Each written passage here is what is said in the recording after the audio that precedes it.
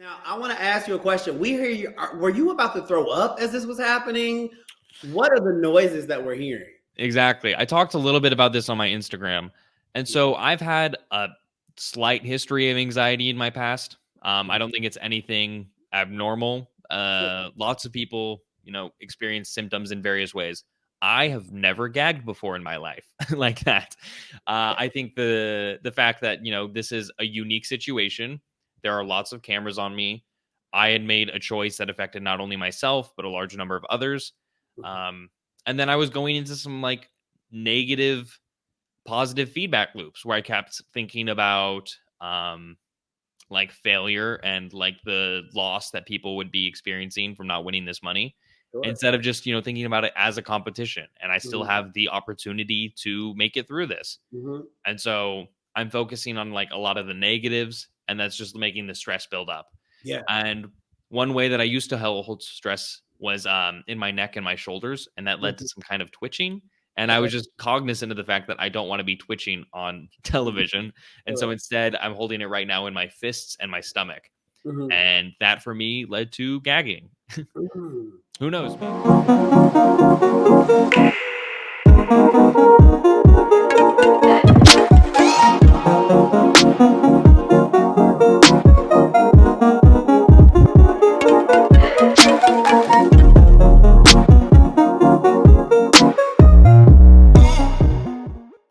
Hello, guys. Welcome back to a brand new episode of Just in Time for Storytime.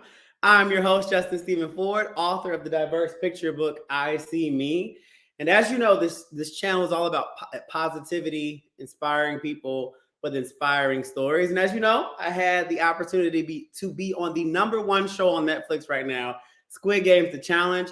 And I met so many inspiring people, and I thought, why not have them share their experience on the show? So without further ado, I have someone you all know very well. Please welcome to the show, Spencer, player 299 in the building. What's up, man? Not much. I'm having a good night. How about yourself? It just got a little bit better. I love that. I love to hear that. Man, so the show is out. Everyone's talking about Spencer right now, man. All of the eyes are on you. You definitely pulled at my heartstrings just a little bit. So I thought, hey, I would love to have him on the show to talk about his experience, what happened, what we didn't see, and kind of everything in between. Because I know editing is real and it was an intense experience, and it's player to player. I was there, you were there. So we can talk about it in a very unique way. Are you ready? Born ready. Let's do this. All right. So before we go to a Squid Game world, tell everybody who Spencer Hawkins is. So at the time of filming, I was still in college. It was a difficult process for me to get classes approved to be able to take independent studies so that I'd still be able to graduate on time. So that was kind of the mess where I was in. And since filming, I finished my senior year of college, graduated with a double major in theater and computer science. I'm working as a software engineer full time while also working on artistic side projects on the side. Yeah, I'm working on producing a play right now, as well as publishing a book. Very nice. Well, we have to talk about, I have a book out. So we have to talk about books, man. We can do that. Let me know if I can help for sure. For sure. I mean, yours is published already, so you're 10 steps ahead of me. So all of that stuff has happened. A lot has happened since the game. So we filmed Squid Games earlier, January, February? January, yeah. So a lot has happened. I'm sure you went back to normal life after filming. The game comes out. You don't really know. No one knows how editing is going to go. No one really knows if they're going to be a main character, a side character. We know nothing. So we don't even know how many episodes it'll be, how long it'll be. Nothing. No, we're guessing. We're like, maybe Red Light, Green Light is 2 episodes. Maybe, we had no clue. And then the show comes out and you are all over episode 1 and 2. Yeah, that was a shocker to me. I definitely remember leaving the game and being like, oh, they're going to edit the words out that I said so it'll make more sense for whatever narrative they want to tell.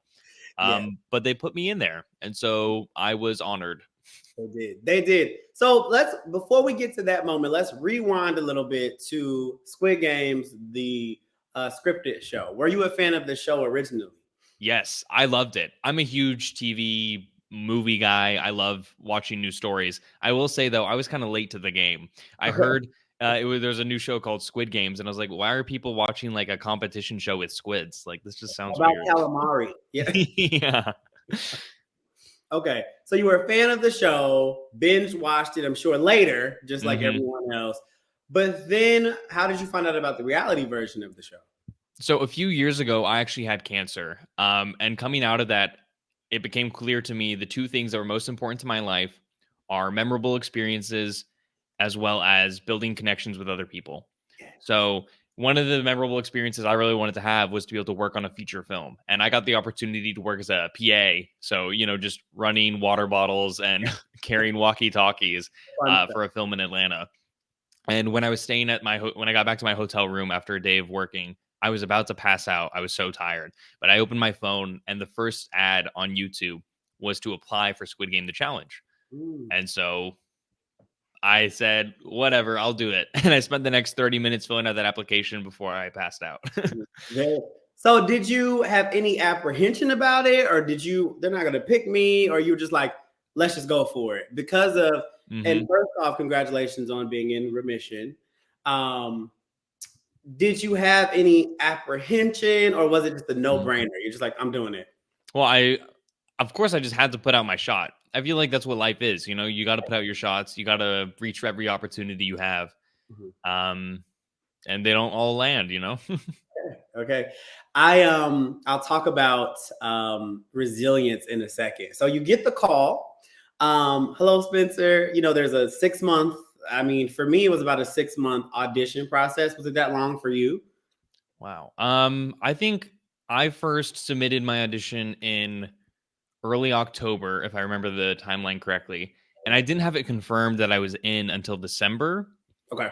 But I had it was a really confusing process, I will say, because I remember whoever the casting person was would get back to me and they said something along the lines of like, "Oh, you're moving forward," and I was like, "Oh, so I'm in?" And they're like, "You're moving forward," and so I was like, "I don't know what forward means, especially when there's 456 of us." I don't think they knew what was happening either, kind of, but I made it in the show, so something happened. So you get the call. You've made it officially in the show, passed all the psyche evals and all of the assessments. You make it in the show. We're on a flight to London. First time out of the country. That was your first time out of the country. Oh my goodness! So your first time out of the country, you then had to be quarantined in a hotel in London for almost a week. I was only quarantined, I think, for 2 or 3 days. I don't remember. I was quarantined for like 6 days, man. Really? Yeah. Wow. I remember I had my COVID test, and then I think they just waited for the results of the COVID test. And then, since I was, didn't have COVID, then I just needed to stay quarantined until the game started. Okay. Did you have 2 or 3 days? Man, I was in there for like 5 days. I was there for like 3 days before the COVID test even happened. And there was a guy right across from me in my room who tested positive for COVID, and he was out. He was done. That was like one of my worst fears when I was flying over that would happen. Yeah, because there were people that also would like hang out in hotel rooms. There are very strict rules, guys. There were security guards in the elevator, security guards on the floor. They didn't want anyone talking to each other before the game because they wanted us all to meet for the first time once we made it there. And so they weren't messing around. At all. They would send you home. So did you have a good view? Did you have a good view? I was very fortunate to be able to have a good view of the London Bridge there. So I appreciated that. I will say the one thing, though, about my hotel room when I was staying there is that the heating was running like on high. Okay. And it was broken and it wouldn't stop. And I was too nervous to like call for room support or anything or like call the front desk because I didn't want the like production team to think I broke anything and to get removed from the show. And so I waited until I was like sweating in that room for hours before I asked anyone for help. And then as soon as the staff came in the room, they started like freaking out and wondering if I was okay. I will say Netflix did a really good job of like taking care of us and making sure everything was up to par. I will give Netflix for that. So I had a wonderful view of a wall, another building, beautiful, beautiful building. No, it wasn't. It wasn't great. So Mhm. we're in. So the day comes where we have to turn in our phones, turn in our laptops. Were you nervous leading up to that, or were you just excited? What was your feeling there? I mean, I was excited. I mean, I feel like when you're going into a game like this, you have to convince yourself that you're like there to win, Mhm. like that you're gonna win. Right. Because who's gonna like give up, 2 weeks of their life for just not the money? So Yeah. I was in that headspace and trying to get in that headspace, like, oh, I'm gonna be leaving here a Mhm. millionaire in a few weeks. Okay. So Well, I was that ready. into it with the right mindset. I think I was just like, what have I done? Like, what am I doing? Right. Right But now. you're having a good time, I hope. Yeah. So, well, speaking of good time, we turned in all of our electronics. That's when it became real for me. We got our Hmm. tracksuits, we got our numbers, and then we're on a bus super Hmm. early the next morning, pitch black, which was funny. We're all like loading into this like bus, pitch black in the morning. Headed driving. What was that drive? Like 2 hours, maybe. Oh, it's a red light, green light. Yes. Yeah, I think it was at least an hour. I remember I definitely fell asleep on the first bus ride. Look, you were chilling, man. I was just like biting my nails, just all over the place. We Oh couldn't. no, don't get me wrong. My heart was pounding, but then Okay. I eventually got it down enough and I was asleep. Because they Okay. also asked us while we were on the bus not to talk to each other because they wanted our first reactions to be in the game. And Right. so the person next to me tried to ask me a few questions, and I was just trying to politely wait until the game started. Okay. So we get there, we pull up to the biggest airplane hangar that I've ever seen. I think it was used for blimps, is what someone told me afterwards. Yeah. Blimps, and I think they've also filmed like some Marvel movies in I heard there. a Batman movie got filmed there. Yeah, some serious production. It was huge, huge. Mhm. And so we get off the bus. Was it cold, Spencer? It was a little cold. It's freezing. It was definitely freezing. We get off the bus, we go into this airplane hangar, and they separate us in tents, right? So they separate us Mhm. in a couple different tents, and they instantly start. Mind you, they don't tell us anything ever. You're just kind of There's like a staff member in each tent you're supposed to like ask questions to if you're confused. right, And then we're all waiting for the loudspeaker to come up when they right, tell us get in your lines, and right. then we get in number order. Right. So they put these like packs on us. I didn't know what it was. I thought it was like a mic. Come to Hmm. find out, that's what explodes if you get eliminated. And then we all line up into four different Hmm. lines. And they also had the dummy mics at the beginning. Do you remember those? Yes. Yeah. Which I Because didn't understand. I still don't understand those to this point. I think it was because they didn't want to have to explain to some people why they weren't mic'd. And Okay. so you don't want to mic 456 people. Right. And Right. so I don't know, they probably had 100 or 200 mics, and then the Mhm. rest of us had like a piece of cord with like a little styrofoam on the end of it You're like, whoop. Yeah. that we I could feel do like we remember were mic'd. that. I do remember that. So we line up, before we walk into the set. Mind you, we didn't know it was red light, green light. We still had no clue what was going on. Mhm. And that was the first time I had seen 456 people in like one place. We walk around the corner, the green doors open, and that's when we find out it's red light, green light. How are you feeling then? I'm it's it's a shocker. Like how can you explain? It's like you're stepping into the show Yeah, because you see the set and I feel like it looks so much smaller on TV, but it it was does. huge. It was huge. Mhm, Just mind-boggling. mhm. Yeah, yeah. That doll was far, and she was still big. When things are far, they get smaller. It's gonna be Mhm. even bigger. Mhm. It was huge. I mean, I feel like it was a one-to-one replica of like the show. And so you worked in theater, and I'm sure you have some like experience with set design and different things like that. A little bit. I Yeah. prefer to be on the stage and not back. So, or being on a stage of this magnitude, because instantly, it's a set. You know what I Mhm. mean? So, what were your feelings? And that's another thing that like I think is interesting that people ask because I had a few friends who like I did a little bit of theater in college and stuff, and so people are asking me like, "Oh, you were acting on the show, right? You were like using your theater degree." And I'm like, hell no. Like, I was just focused on trying to compete and like win. Like, I didn't have time or any mental energy to use to like perform. I was just trying to be myself and to like make it through. And to that, what people don't understand is we hadn't been eating all that great because I think in the hotel they had started to kind of like give us bland food and different things like that. You know, your sleeping is not the best. It's freezing cold. You know, we're not being told what's going on. So we start to have anxiety. There's a lot of other elements. And so I'll say all of the reactions and emotional responses you see in the game, 1,000% real from everyone. There's heightened stakes and there's big personalities. Absolutely. And that's what you see. That's exactly what you see. So you line up for red light, green light. We're at the line. Where did you start? Where were you in the starting? I was more on the left side because I had to go into like the farthest left door. So. Okay. Yeah. And I was all the way to the right side. So I think we were on the other side. So, you know, they tell us it's going to be like 5 minutes between each round, maybe 10. We start.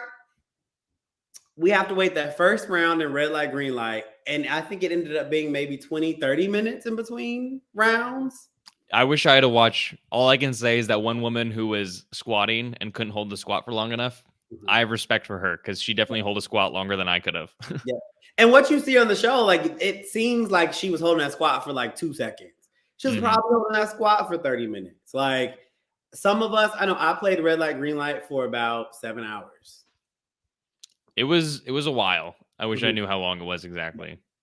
It was quite a while. So we're going through red light, green light. Did you have a strategy for red light, green light? And did that ever change? Mine was just to, I mean, at the beginning, it was to try to like pose in a lunge so that I was ready to run each time.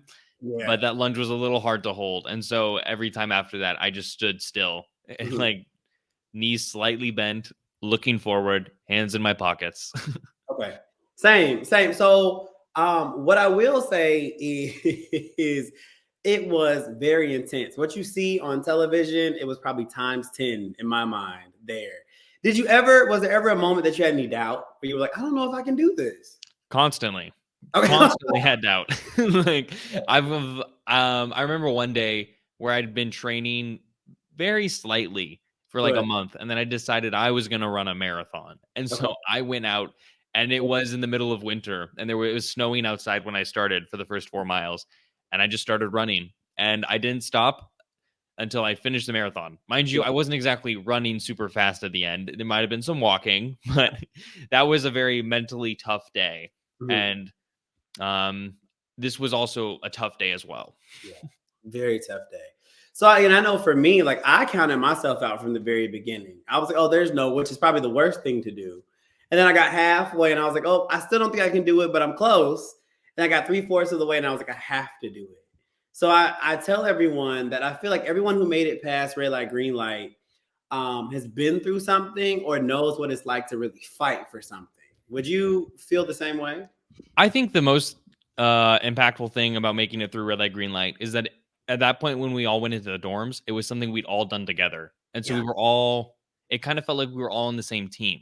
Yeah. Like it was a competition, but I hadn't processed that as much. And I just thought of ourselves as people that made it through this thing together. I agree, because what you don't see is as you're going through red light, green light, people around you are starting to drop.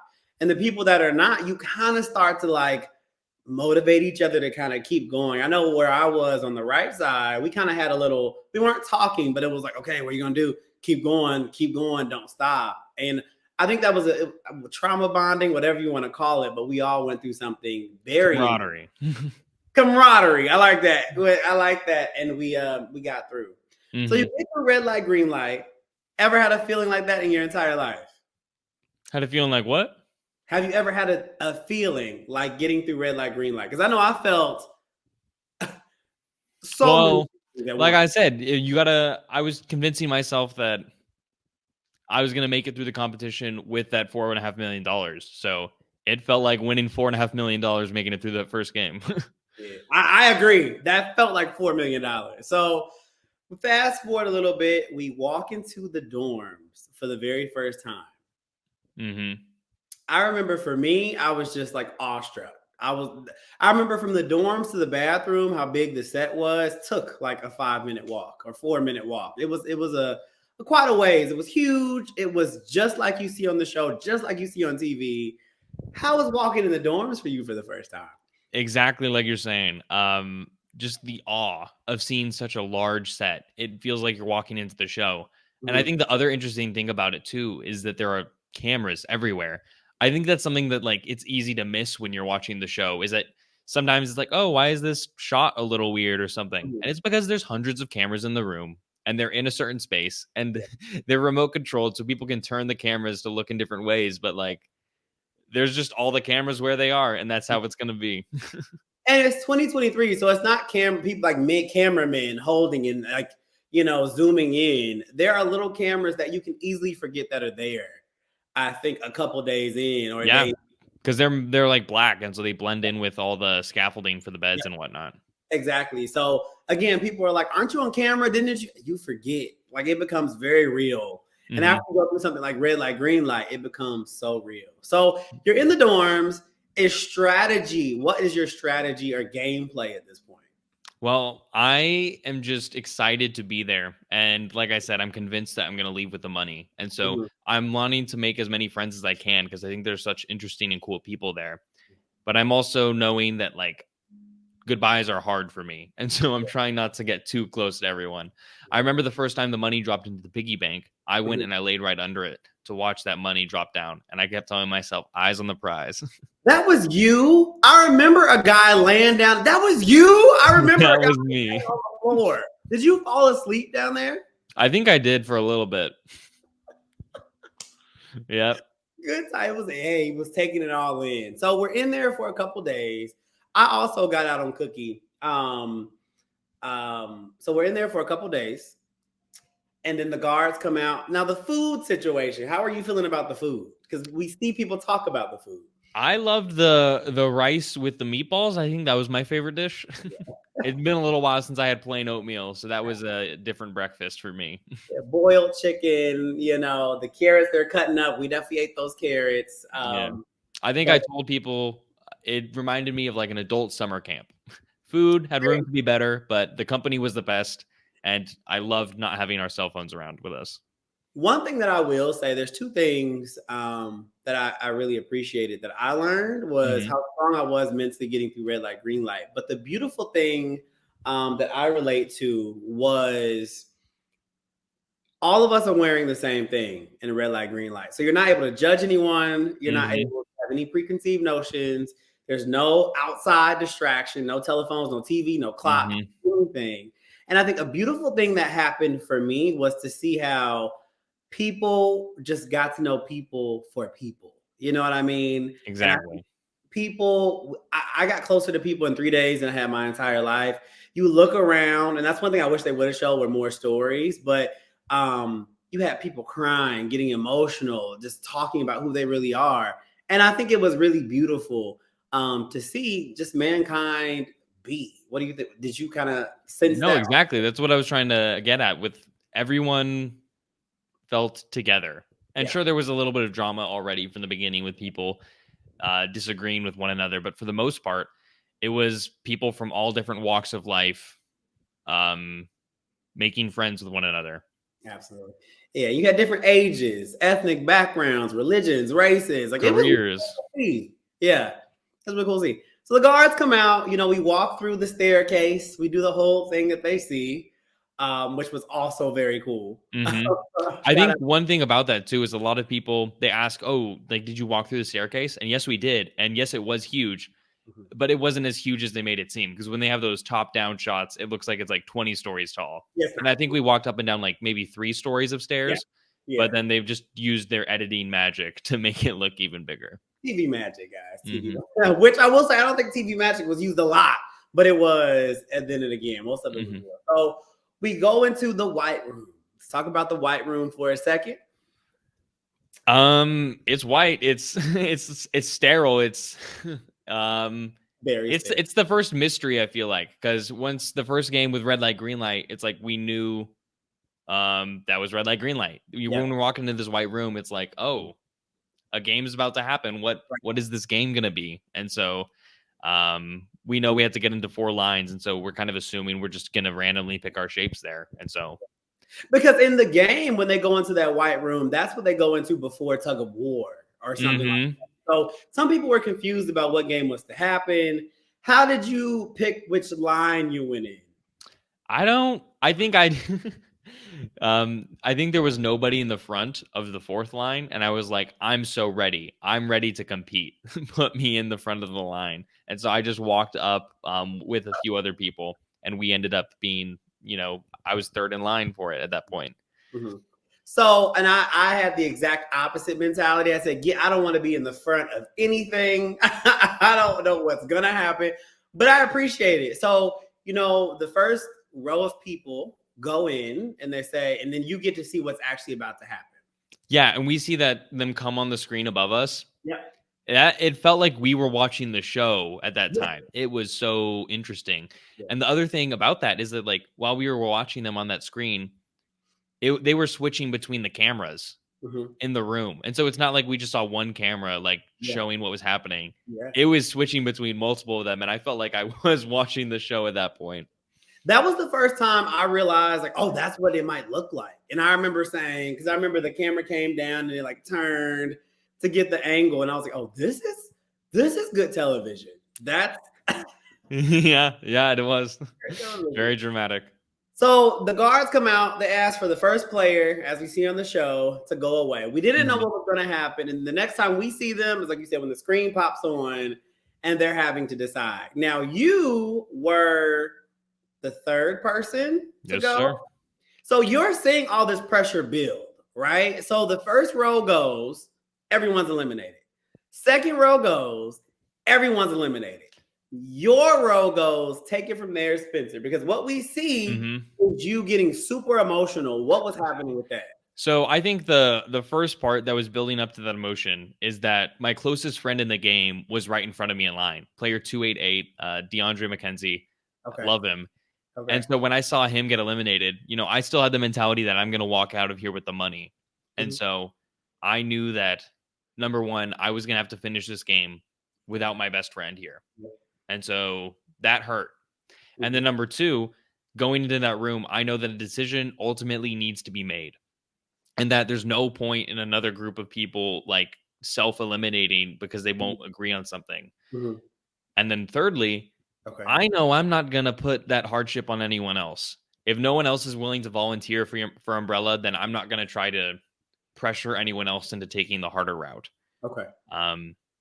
And so I know a lot of people were coming up to me in that moment, and that was overwhelming because all these dozens of people that I just had gained so much love and respect for are all coming up to me and telling me what they think I need to make, what decision I need to make. And so there's a lot of voices as they all are assuring me. Yeah.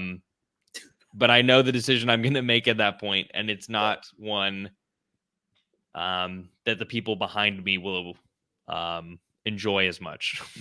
Because you were in Star or Umbrella? I was Umbrella. I was in the 4th line. In the 4th line. So we see the emotion. We see everyone coming around you. We see everything happening. I remember I was in Triangle Line. I remember hearing over there, they're pressuring Spencer. They're ganging up on Spencer. I remember hearing that. They take you guys away. You go into the room. There's that 2-minute clock. What was that like being in there? It was so interesting because everyone was describing to me that I was being bullied. And yes, I guess to me, how I felt about what was happening is not necessarily like I was being bullied, but more that I was just being ignored because, like I said, I already went into that room expecting to make that decision to go for Umbrella unless anyone else volunteered. And when I saw that they weren't going to volunteer, I just wanted a chance to speak. Okay. And then instead of letting me speak, they initially continually insisted that I needed to man up. And so it was like, what? This feels like the most childish thing that could have happened in this room. But they gave me a chance to speak, and I shared my thoughts, and I picked Umbrella. And you iconically said, what did you iconically say? Something about let's all spit on each other's cookies. I think I said also, I know it sounds so sexual, but we need to spit on each other's cookies, something along And those you lines. were dead serious, straight face. I was crying while I said it. Yeah. But to everyone who says like he was being bullied or man up, I think that was one of the manlier decisions to make was, hey, I'd rather make this decision than go home. You know what I mean? Than having ego or having, whatever. I think you were like, listen, I'd rather have a shot in the game than nothing at all. I rather, I don't want to subject another person in the line to having to make this decision. I appreciate you saying that. And I agree personally, but everyone has their own thoughts. Yeah, I got you, man. I got you. So that all happens.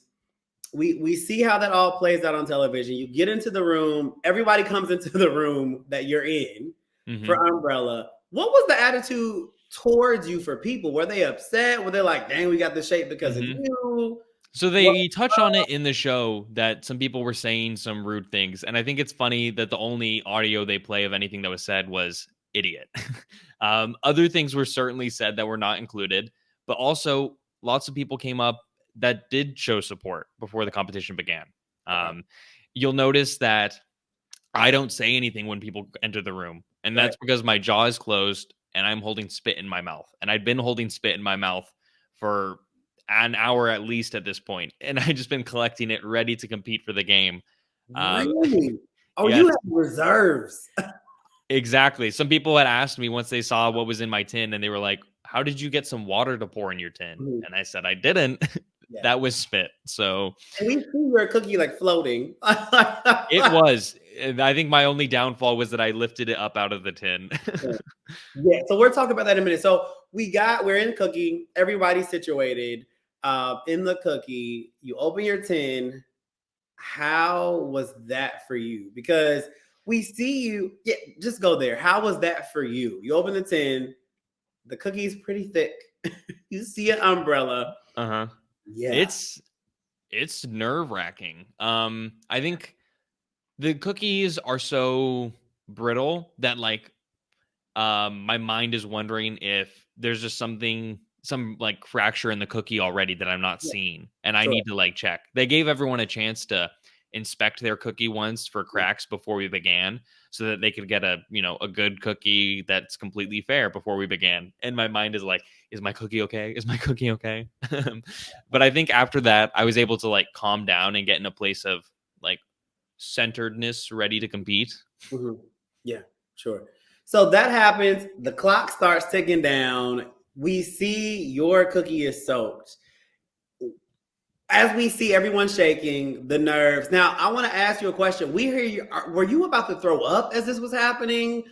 What are the noises that we're hearing? Exactly. I talked a little bit about this on my Instagram. And so I've had a slight history of anxiety in my past. I don't think it's anything abnormal. Lots of people, experience symptoms in various ways. I have never gagged before in my life like that. I think the fact that, this is a unique situation. There are lots of cameras on me. I had made a choice that affected not only myself, but a large number of others. And then I was going into some like negative, positive feedback loops where I kept thinking about like failure and like the loss that people would be experiencing from not winning this money, instead of just thinking about it as a competition, and I still have the opportunity to make it through this. And so I'm focusing on like a lot of the negatives, and that's just making the stress build up. And one way that I used to hold stress was in my neck and my shoulders, and that led to some kind of twitching. And I was just cognizant of the fact that I don't want to be twitching on television. And so instead, I'm holding it right now in my fists and my stomach. And that for me led to gagging. Who knows? Maybe if I let a little bit of the puke onto my cookie, that would have helped. Did you actually feel like you had to throw up? So I didn't feel like I had to throw up. I know a little bit of stuff did come up, but for the most part, it was just kind of a feeling of like anxiety. I don't know. It was kind of like a compulsion. Sure. If that makes sense. Sure. It makes sense. I have suffered from anxiety as well. And so I've passed out before because of anxiety. And so I just remember the whole show, like, don't pass out. Don't pass out. So I also can kind of relate to what you're saying, how it's you can't control it. It's just it's a coping mechanism that your body is kind of Yeah. Because, it's like on the day to day right now, if I feel stressed, I can call friends. I can go for a run. Yeah. I can, I can bake. I can do any number of things. But when you're Sure. in the show and you're in that environment, um, you do not have those options. You have to kind of sit in your anxiety. And Mhm. typically when you have anxiety, you get out of whatever's causing the anxiety. But this you had to stay in Exactly. and it had to go. I get it. That makes sense. That makes a lot of sense. So we see you with the cookie, we see you're 10, and then you lift the cookie out. Now, a lot of people have saying, why were you like carving on your cookie up in the air? What happened? I was so close to finishing it. I only had the little hoop area Yeah. inside the umbrella, and Okay. my hands had gotten so slick and sticky from all my spit and it inside the tin. I was Two things were happening. One, I was worried that my mountain of spit was going to dissolve part of the bottom of the cookie before I could finish it. Yeah. And two, I thought if I lifted it up and I'm trying to look through it, then I'll be able to see where the thinnest parts are and scratch Mhm. those out. Mhm. So you have the cookie in the air because I was kind of yelling at you through the TV on that part. I was like, "Put that cookie down!" Like, Well, you should be. I wish you were in the room yelling that at me. so you got the cookie in the air. It cracks. We see that. What was your release? That was that. Dang! I just lost $4 million. hmm Dang! I'm excited to be out of here. Like, what was that? Um, well, I think everyone heard the little gasp I made, Yeah, the little wheeze, and then I laying back down on the ground. yeah, But in the moment, I think I was just thinking about the fact that I'm not winning that money to be able yeah, to support the people in my life that I was there for. sure. So that happens. You go home. Was it difficult for you to adjust? Because I felt, we're in this very like reality world, and you go back into normal world. I had a little hmm bit of a difficult time. And you're not allowed to talk about it because it's a thing that's supposed to be a show that'll Right, come out at the end of the year, right. and it's a secret, like it should be. Yeah, But that's hard when you want to share something that's been so important in your life with other people, and you just can't. yeah, Um, yeah. So you eventually, you go on to do great things, in school and work. And Why, then thank you. November 22nd, because we didn't know when the show was going to come out. We didn't know. Exactly. So you find out November 22nd, hmm see yourself on TV, and you have quite a big kind of little character arc there. A little bit. Yeah, it was startling. I was fortunate enough to invite all my friends who were in town that hadn't traveled home for Thanksgiving. Okay. And so I had a little party with 5 or 6 people over, Okay. and I was happy that I had the chance to watch the show with them. Okay. Because if I didn't have them over, I'm Yeah. not sure how I would have been watching that episode without someone else. I've Okay. rewatched it a few times since then and been Mhm. able to like laugh at the experiences and Yeah. whatnot. But I think Mhm. it was great to have that support with me the first time. Now, what has the reaction been? We talked a little bit about it offline, but what has the reaction been? Is it mixed? Is it positive, negative? I mean, for sure, everything online is going to be mixed. I'd say that overall, I'm a lot more surprised how positive it's been overall. I've had hundreds of people just message me on Instagram telling me how impactful they found my story to be and how they could see themselves in it. Mhm. And I appreciate that so much that I could touch someone else's life in a positive way. Yeah. Um, I've seen a few, I've seen lots of videos on TikTok with edits of the clips as well as Yeah. just reactions and whatnot. And so I think the funniest reaction is when people think I'm acting. And I feel so flattered that someone could think I'm that good of an actor. Yeah. Yeah. Please, I hope one day I'll earn an Oscar, but I have not yet.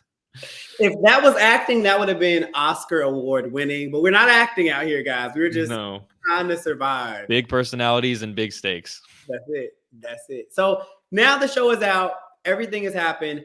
Has there been what has been one of the biggest takeaways from this experience?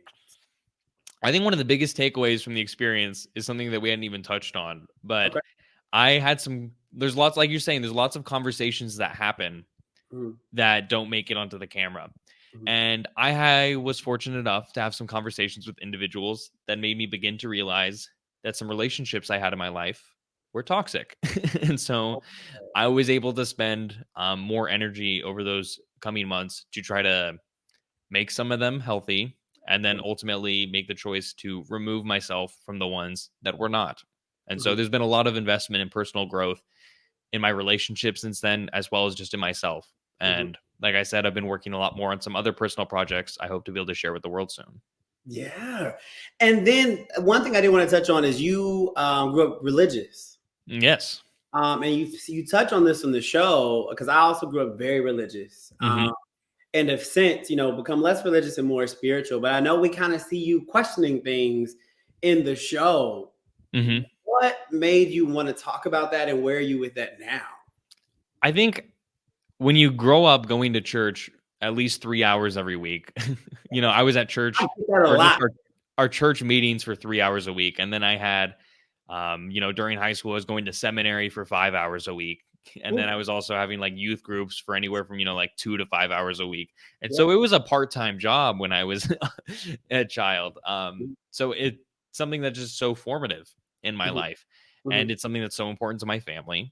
mhm. And I ultimately realized that like I can't be a part of that anymore. And Wow. so it's just a lot of change has been happening in my life, and a lot of change for better. Mhm, And I think change is something that a lot of people are experiencing. mhm. I'm gonna say something. I'm gonna get through this without crying, Spencer, because the one reason I really wanted to talk to you was, and what I related was on the religion piece, because prior to me going to the show, I left the religion I grew up. Because I really had to find myself and choose myself and embrace my authenticity. And I lost 90% of people in my life because I chose myself. And so going into the show, I was giving my new self a trial run, essentially. I said, let me test out this new Justin on all of these strangers. And I remember I walked away with I had lost so much prior, but I had gained so much after, and friends that I can call family. And so when you said that, and now talking to you, talking about the change, it's tough. It's not easy, but it's worth it. You're gonna make me cry just talking about your own Yeah. story. um, Thank you for sharing. Mhm. Um, yeah, Yeah. change is hard sometimes. Yeah. Change is hard, but change is essential.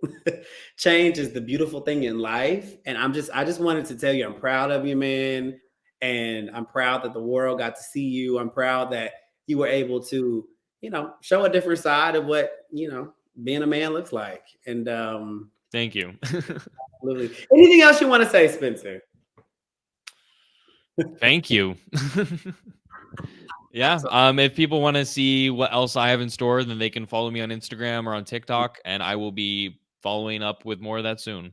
absolutely. Spencer, player 299, thank you so much for coming on Just in Time for Story Time and setting the record straight and giving us the real of what it really was. Will you come back when you have projects? Will you come back to Just in Time? I would love to be able to speak with you again, Justin. You are wonderful. Thank you so much. Absolutely, man. You guys, it's been another episode of Just in Time for Story Time. Like I said, we're interviewing some of your favorite contestants from Squid Game's The Challenge, #1 show right now on Netflix, as well as check out some of our other videos where we're interviewing some kiddos about children's literacy, diversity and inclusion, all of the good things. So, with that being said, I'm Justin Ford. You're just in time for Story Time. And until next time, see you guys later.